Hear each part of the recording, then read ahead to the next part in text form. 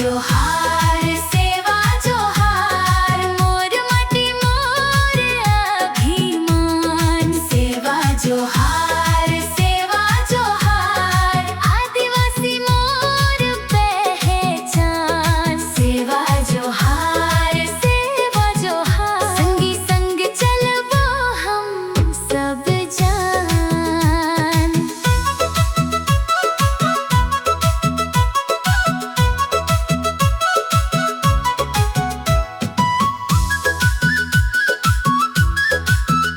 महुआ बिनथे बिहान बिहान हसत मोर दाई तेंदुपाना संग जिंदगी लिखे पुरखा के सिखलाई।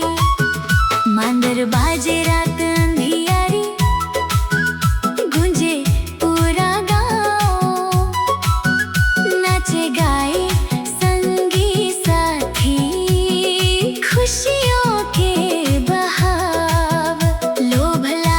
छोड़व संगी माटी ला नहीं बेचबो जंगल पानी डोंगरी संग आखिरी सांस ले जियबो।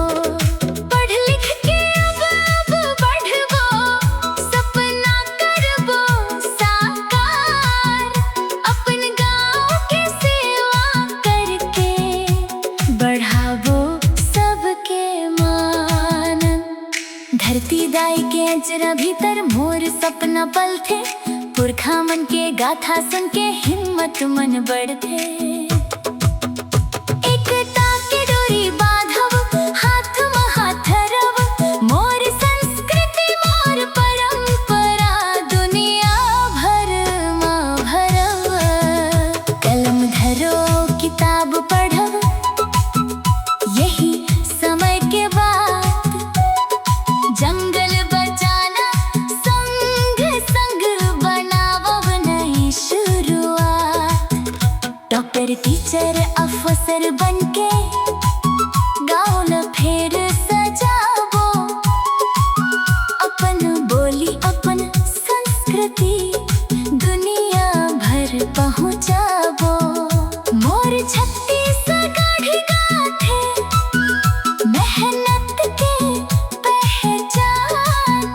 आदिवासी होय बर संगी सबसे बड़े सम्मान। सेवा जोहार मोर माटी मोर अभिमान सेवा जोहार जंगल पानी मोर पहचान सेवा जोहार एक रहिबो हरदम संगी सेवा